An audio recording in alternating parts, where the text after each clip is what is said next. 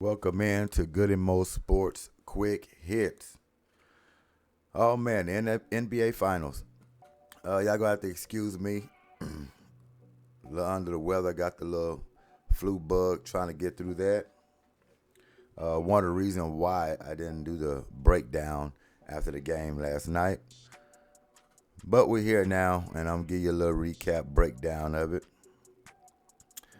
Good game. It was a game that Golden State needed to have, and they got it. It was a game that the Celtics needed to win, and to me, they squandered the opportunity. At one point, it seemed like they was going to be able to pull it out, and then it swung, and then Golden State looked like they was going to have seal the deal. You had a lot of swings in this ball game going down the stretch. I think the inexperience of Boston is what cost them this game. Last 2 minutes or so in the fourth quarter. You're down 3. You don't need to scramble to try to shoot a three-pointer. Get you a 2, play solid D, come back down, hopefully win the game, or take the lead, at best. But hunting down three-point shots, to me, that just shows the inexperience of the Celtics. Never playing in the finals, just getting some real good deep playoff birth and taste, and with a team like Golden State that's been there, battle tested, won championships, they know what to do down the stretch. And oh boy, Stephen Curry, one of the best games of his finals career. He wasn't gonna let the Golden State Warriors lose, and if it wasn't for him, Boston Celtics probably would be winning this ball game, going up 3-1. Some of the Golden State Warriors knew that they couldn't allow to happen. They'd have lost this game and went down 3-1. The series would have basically been over. Oh, that's not good. And that's why I thought it was real pivotal that the Celtics get this win. But they squandered it. Another thing, before I get into the box score, the Celtics going to have to learn. Now, I know they're an equal opportunist team for us with the players, but they got to identify who is the best player on their team, especially coming down the stretch. You'll have a couple of heroes out there trying to take it upon themselves to take shots. Who is your best player? Your best player is Jason Tatum. Whether he's struggling, whether he's hot, you have to live and die by his results. You have to get him the ball in situations where he can be effective, whether it's in the post, or it's out on the wing, or it's on top of the key.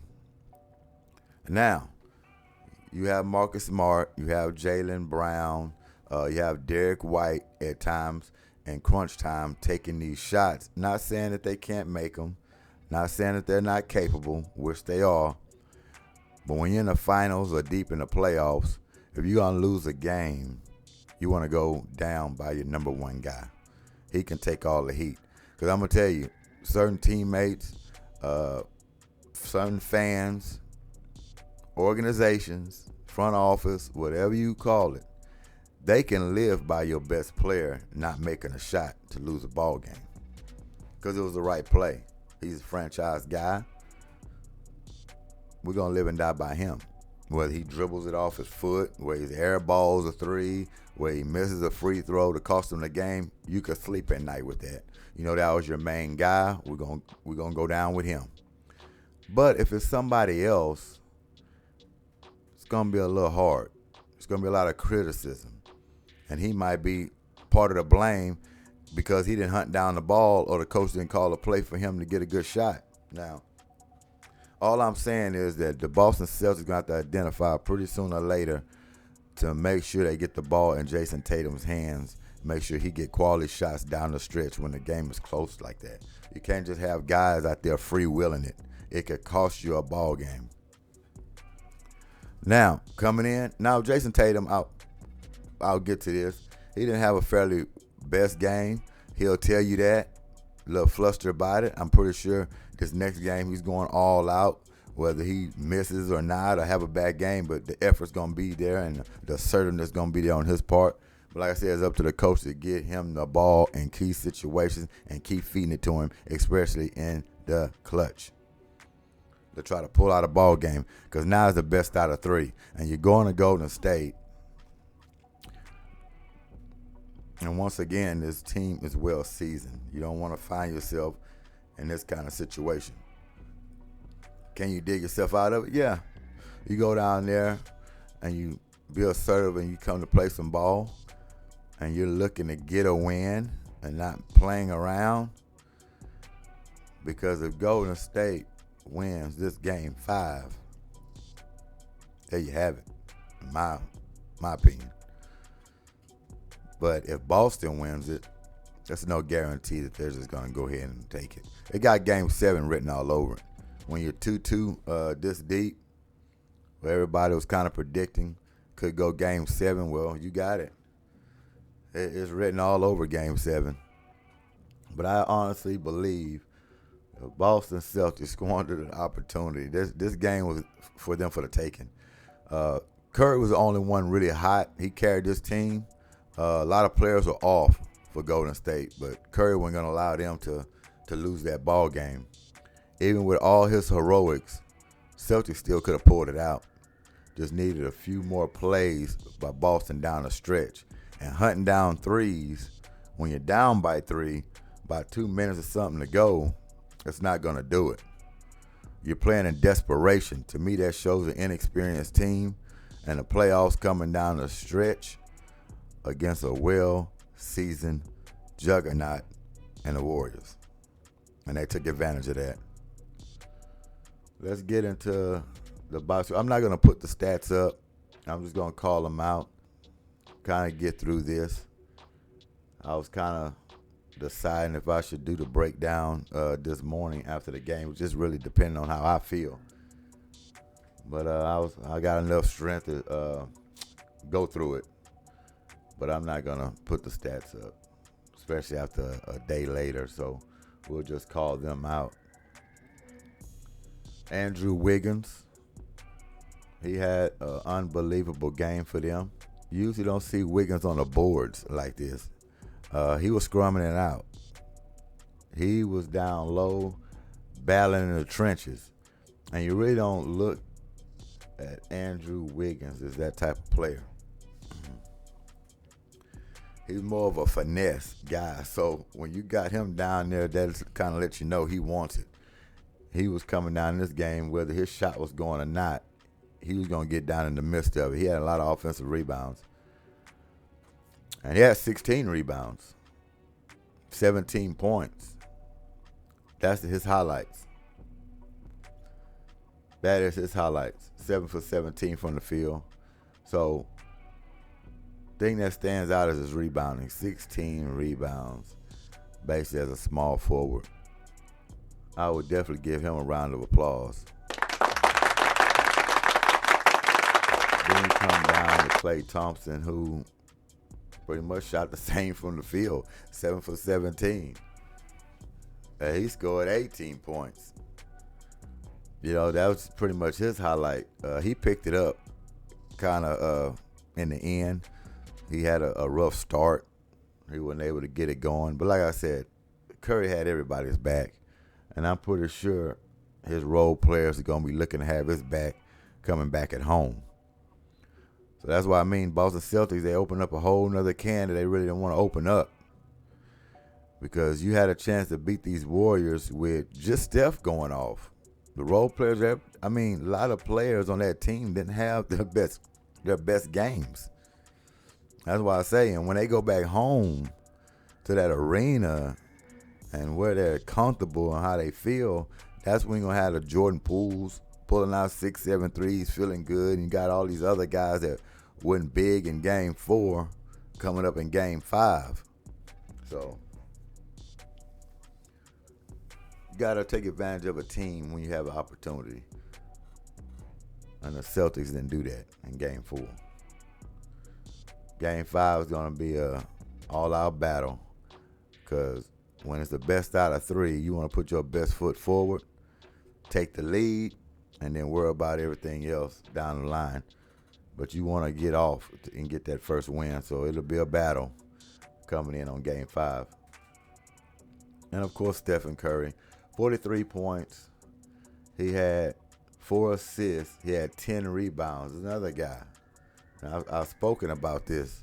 Curry has just picked up his rebound total over the past couple of seasons. He's a high rebounding guy now. When you get double digits from your point guard, those are bonuses. Those are bonuses. Especially when you out rebound some of your big guys at the point. So yeah, man, 43 points was epic. 7 for 14 from the 3-point line. 14 for 26 from the field.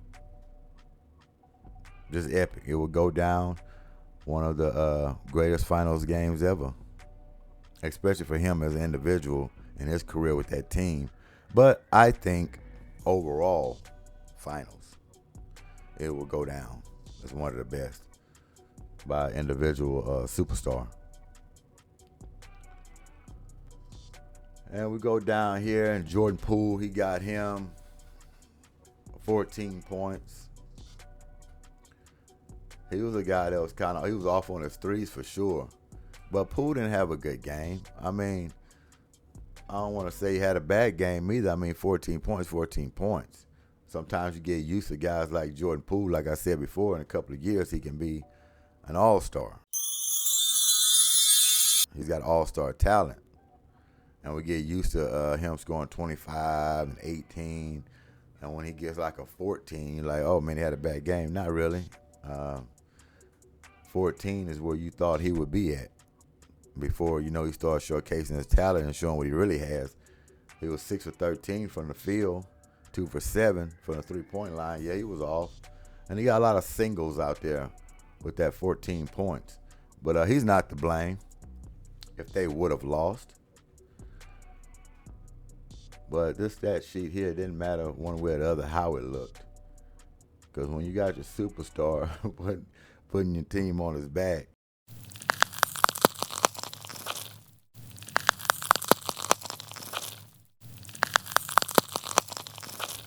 ain't nothing like it. And you can say, where was the double team? I'm going to tell you one thing. A lot of people going to say, well, why didn't they double Stephen Curry? Why? I think the traps and all I think they was like double team. You gotta understand, Stephen Curry is a hard guy to double team. This is not a big man. It's not a post guy.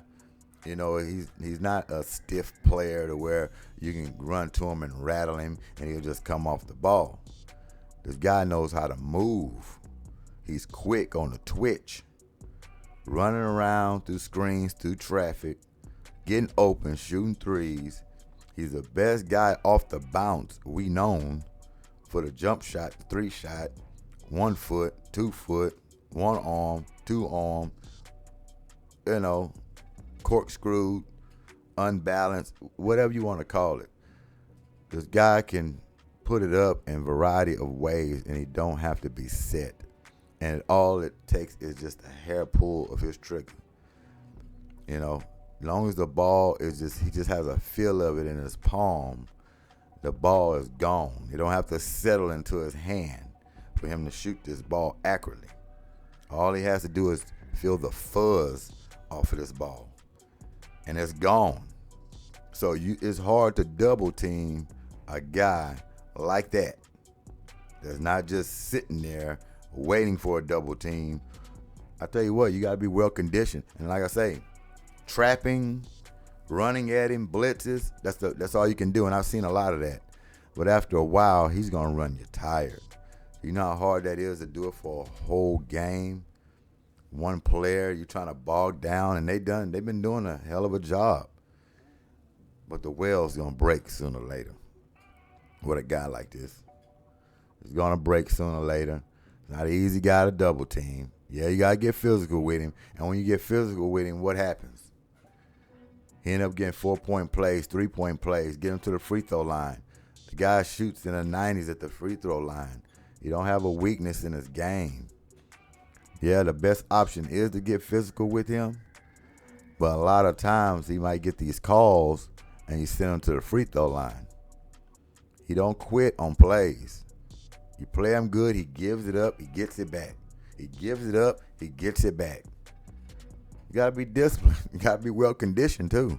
And I think Boston had players that can do that. They've shown it.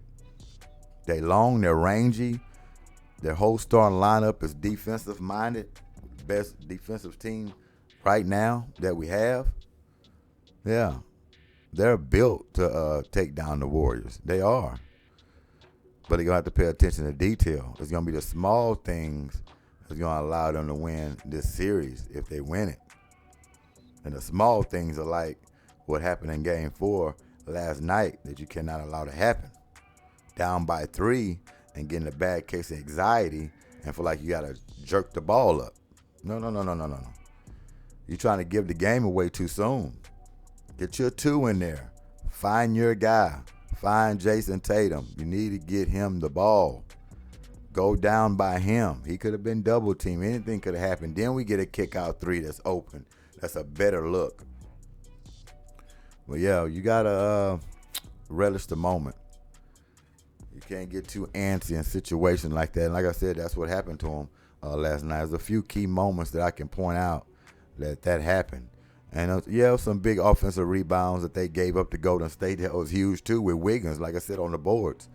Just a lot of transition buckets with Jaylen Brown going 1-on-3, 1-on-4, and flipping up shots and missing a layup, and then we go back with no rebounders. Yeah, when he makes it, looks like a hero play. He made one flip shot on a fast break that he forced, and it was good going into a timeout. Great.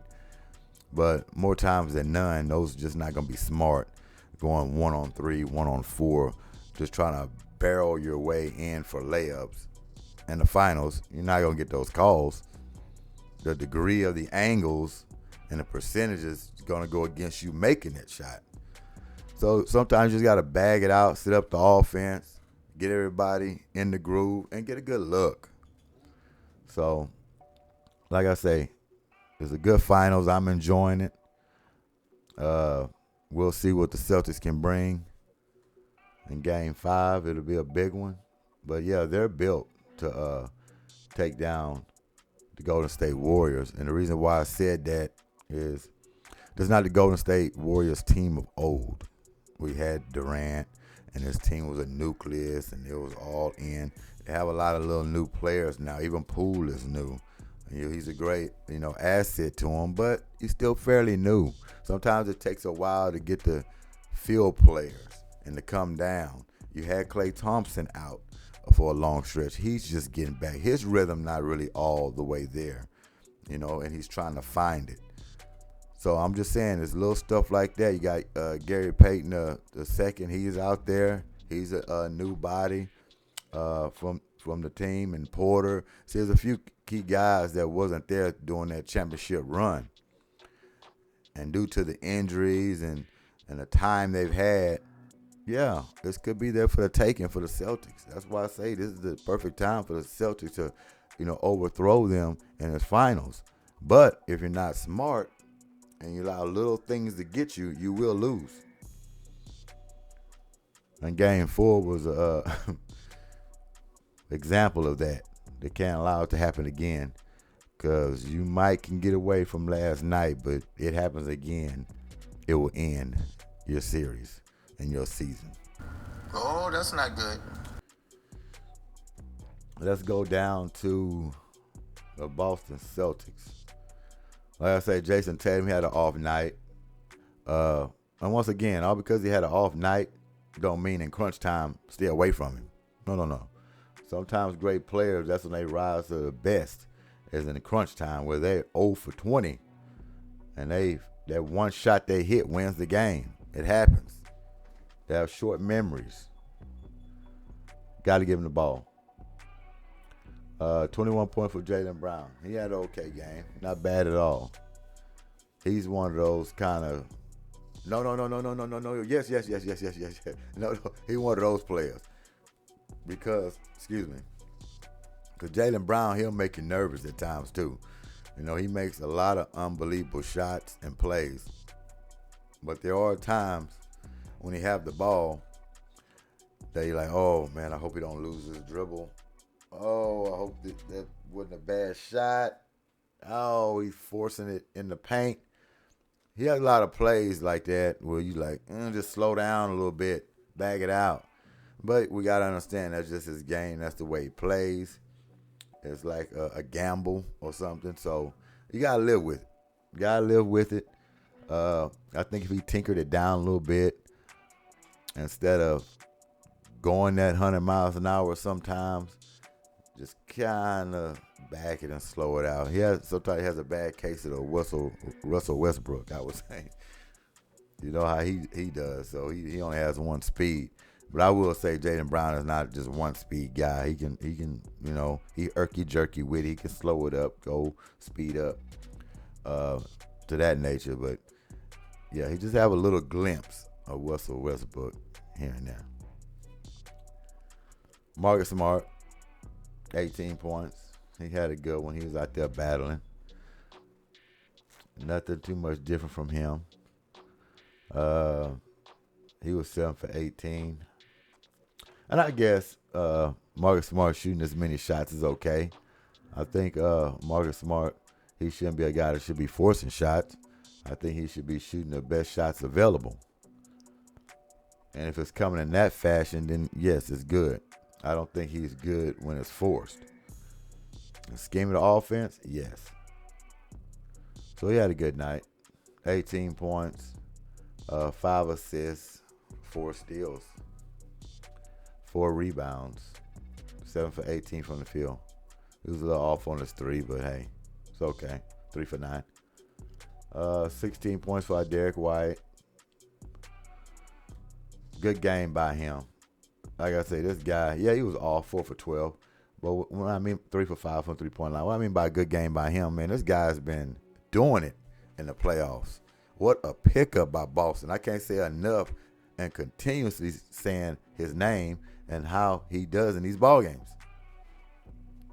16 points. He's been a savior for them. Where would they be without his production? Dead in the water. They wouldn't even be in the finals right now if it weren't for his production. He's come up in some big games, especially against my Miami Heat. I mean, this guy is scrappy, hits the open 3. He just constantly brings it.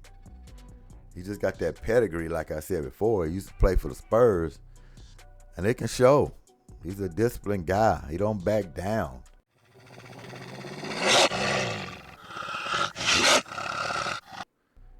I mean, that's a pickup for Boston. I would be trying to definitely hold on to that guy for many years to come. He complements this team very well with Jason Tatum and Jaylen Brown.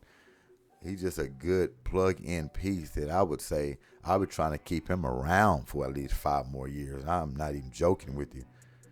I mean, he's that good to me.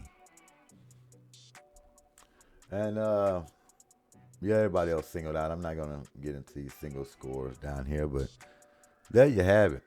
I mean, it was a night Stephen Curry just took it upon himself and said, we're not losing this ball game. And even saying that, Celtics still could have pulled it out. Just mental lapses. Not relishing the moment, not grabbing it when it was right there. Key mistakes down the stretch. So that's a Goodymo Sports quick hit. Came in, gave you a little breakdown of the game last night. It's been rough. I definitely wanted to do it last night, but I couldn't. But each day I'm getting a little stronger, and hopefully by Monday, if I'm not, what I want to call, if I'm not in denial, I can be better for Monday.